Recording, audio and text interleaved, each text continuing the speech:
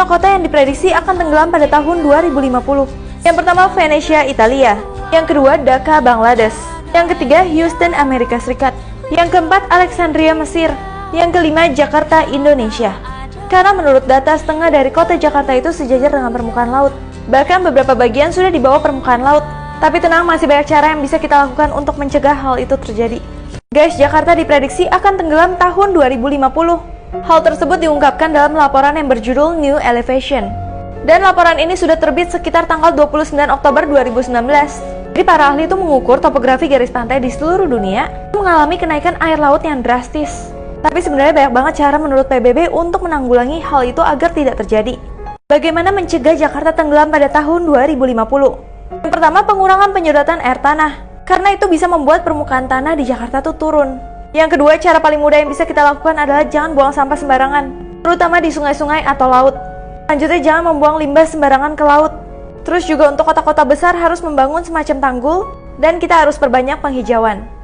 Ini dia satu-satunya cara menyelamatkan diri dari kapal yang tenggelam dan juga terjebak di dasar laut. Belajar dari pengalaman Harrison Okene, seorang pria asal Afrika yang ditemukan selamat setelah 3 hari berada di dasar laut sedalam 30 meter. Yang pertama, cari ruang udara. Jadi tadinya si Harrison ini ada di toilet, tapi karena di sana kantong udara sedikit, dia jadi menyelusuri kapal untuk menemukan ruang udara yang lain. Hingga akhirnya dia menemukan ruang teknik, dan di sana ada kantong udara setinggi 1,2 meter. Jadi walaupun sudah tenggelam di dasar laut, tapi pasti masih ada kantong oksigen yang terbawa. Yang kedua, cari atau buat matras untuk kita tempati. Bayangin di dasar laut bakal sedingin apa, makanya kita harus menjaga suhu tubuh agar tidak hipotermia.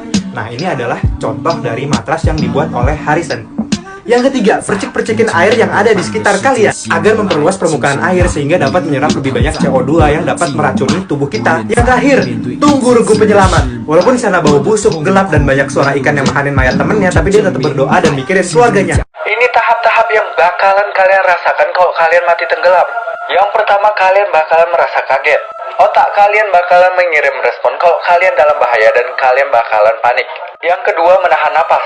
Air bakalan masuk ke dalam mulut sehingga epiglottis atau katup nafas bakalan tertutup. Kalian bakalan susah bernapas, kalian mencoba untuk berteriak, tapi sia-sia nggak bakalan kedengaran karena ini bukan FTV guys. Yang ketiga, kehilangan kesadaran. Kalian bakalan lemas, kehilangan kesadaran, dan juga oksigen semakin menipis.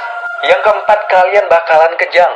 Karena minimnya oksigen yang mengalir ke otak bakalan menyebabkan konvulsi atau kejang-kejang. Dan yang kelima, kalian bakalan meninggal. Ini terjadi karena oksigen nggak disuplai lagi ke dalam tubuh.